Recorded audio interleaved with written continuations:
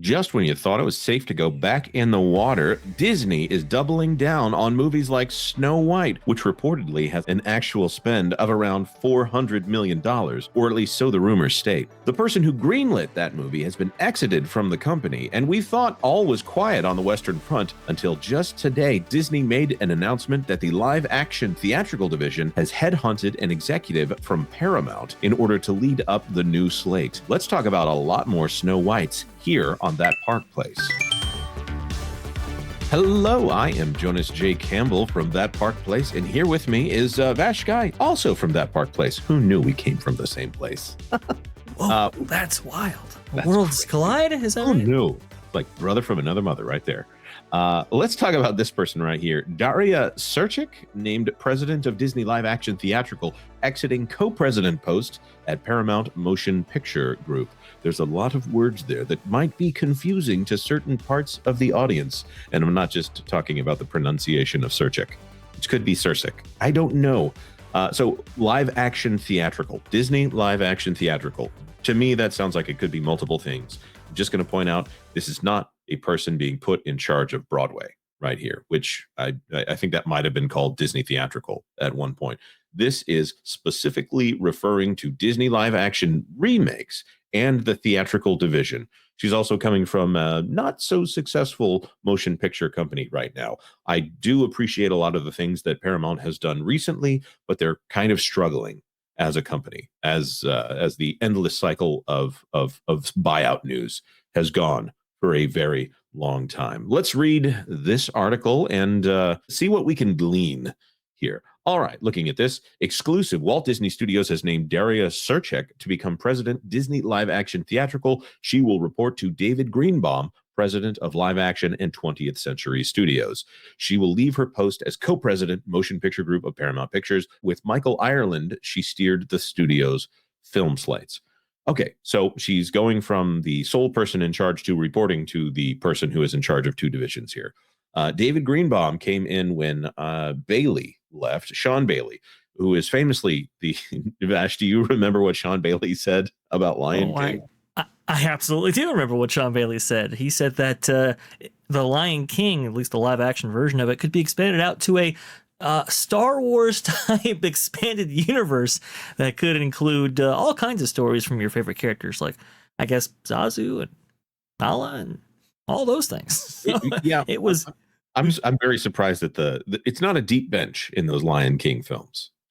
Yes, I thought the same thing, Jonas, and that's why I was like, "Ooh, that's discrediting.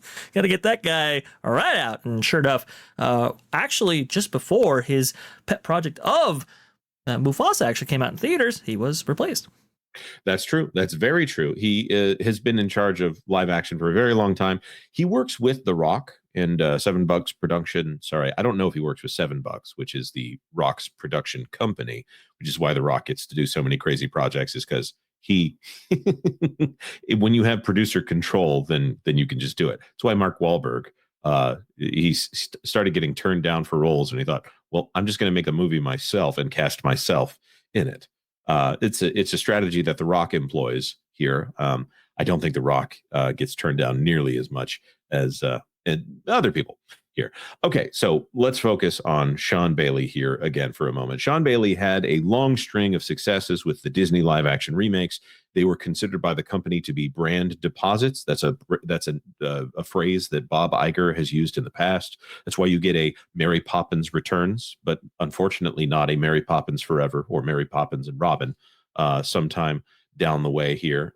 They were ways to cash in on existing IP and also bolster the existing brand. There's an economic concept here, like when all those weird Oreo flavors, you see those on the shelves, when those exist next to Oreos, they boost the sales of regular Oreos as much as they would sell this new brand, whatever. That's why they keep switching them out. I think there's some that might end up as mainstays, but for the most part, those brand extensions cause the original product to be stronger here. Right. So in this case, you have David Greenbaum, who's a Fox executive, which we thought that he would just be saying, yeah, do that one, yeah, do that one, yeah, do that one to the live action remakes, or maybe getting away from it because of the disaster of Snow White here, not Snow White and the Seven Dwarfs, or Mufasa over here, which is an expensive movie. We don't know how expensive, but would not be surprised to hear that it's in the $200 to $300 million range, and it's only brought in 687 million global, 250 local. This is a movie that needs to really be closer to that $1 billion mark in order to be considered a actual success for the company and not a huge waste of time. That maybe that's a very unkind to take, and maybe someone from Disney would disagree, but the people who are signing the paychecks at Disney would probably agree with me. Vash? Oh, I would absolutely agree with you. I mean, if you approach like what a $250 million figure, which given that this is basically a animated film set to live action, so you have photorealistic imagery on screen right there, I would anticipate it would be about that much.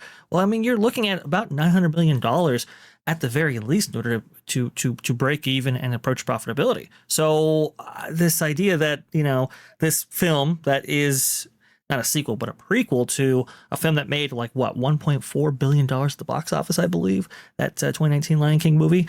For it to achieve what a $687 million global box office haul, that's got to be disappointing.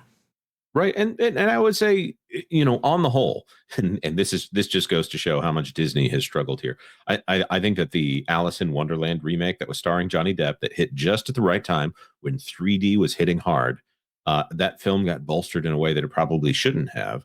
But then when they did Alice Through the Looking Glass, which even when I was a diehard Disney fan, I struggled with that film right there. Not really great when it comes down to it. It was also directed by someone other than Tim Burton. And Tim Burton's not perfect, but to each his own. So I just want to be clear to everybody, going back to the article, in her new role, Cersei will be responsible for spearheading all aspects of Disney live action's theatrical slate, driving the development and production of films inspired by the studio's iconic stories and characters, and championing original products. So this is very much that this is the live action remake division. This is not coincidentally live action, although she might be doing some of those films that are coincidentally live action here. This seems like the live action slate is not going away at this point. So I think they should be cheaper to make than the animated stuff that people actually are rooting for. But whatever. Vash, do you have any thoughts before we talk about what the albatross around the live action division's neck here? I think I know where you're going with that one, and I'll go ahead and add a little bit of commentary here. The way you would do brand deposits previously is that you would actually release these films in theaters every 7 years. I'm talking about the original animated slate, right? And that was adapted from the way of doing things when, what was it? It was about World War II, and the company was in desperate need of cash. And it's like, oh, let's go ahead and put Snow White out theaters again. That's where you got that 7-year cadence from. And the company would do that all the way up until what, the late 1980s, early 1990s, when physical media became a thing. And it was like, okay, maybe we can go ahead and do away with brand deposits in this way. Let's just go ahead and sell these films multiple times in multiple venues, and the diamond editions and all that kind of stuff.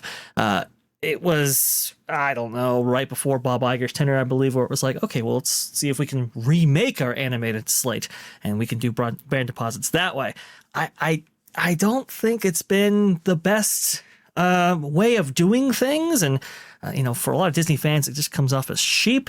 And for a lot of people who are looking for something new, they often don't find something very engaging or exciting with these live action remakes of these classic films. And I say classic almost in quotes because we know that Moana is coming out, which is that's a film that came out in 2016. So it's just an interesting strategy to employ for sure. Right. And as far as we know, that film is done in production. Maybe they'll have reshoots. That's kind of the way that it goes for Disney at this point. And we also know that they pulled the screenwriter off of Moana live action in order to make her into the director and probably also screenwriter on Moana 2 to fill out something that they that they were struggling with. Gotta say, Moana 2 animation is getting back to where it is, but if you know what goes into a Disney picture and then you look at what's going on in the background and what's going on in the frame, Moana 2 is really not where it needs to be. It's a lot closer than Wish. It's a lot close. It's better animation than Frozen, I would say. But here we are. So the thing that I obviously want to point out here is we have a division that is about 10 years away from reviving things that are 100 years old. And Snow White right now, if you go to our article over there on That Park Place, this one from Marvin Montanaro, Disney Snow White box office projections look grim. I'm going to spoil it for you right here. 63 to $70 million domestic opening weekend, with other sources predicting 65 million. That is not enough to pay for this movie. It's, again, not enough to make this movie worthwhile. You could put some of that on the CGI. You could put a lot of that on some of the, I'll just say it, awful comments from Rachel Zegler here. But I would think that this might scare the company off of live action remakes altogether. And the current trailers, and we have a video on this channel talking about the most current trailer, which is, if given solving for time, that thing is probably going to get to a million dislikes. And if it does get to a million dislikes, that will be better for the company, because it means people will be paying attention and hate watching their movie. But they're very much marketing on we promise it's exactly like the thing that you have already seen, the image you have in your mind of how great this is. It's going to be the same thing, the exact same thing. And when you go back, we're going to discount that Jeff Daniels 101 Dalmatians from back in the day, which was a delightful film. I think John Hughes had something to do with that one. We're going to ignore the Rudyard Kipling's Jungle Book, which is a very fun movie at a time when we were so racially blind to things that there was a Chinese Hawaiian guy playing an Indian dude and nobody said anything about it.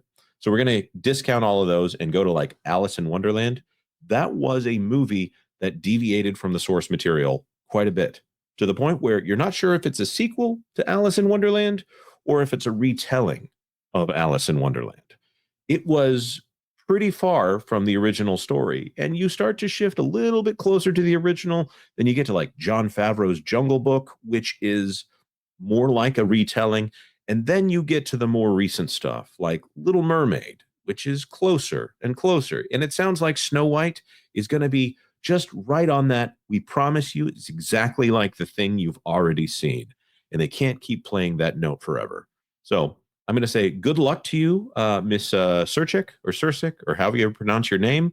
I wish you all the best in trying to make these things into original pieces of art that are not just corporate product at this point. Vash, you have anything else you want to throw in here? Absolutely. So I don't think the economics really work out for these films. I mean, we just went over the fact that Snow White might just make $65 million, $70 million at the box office on its opening weekend. That's nowhere near where it needs to make in order to be profitable for the company.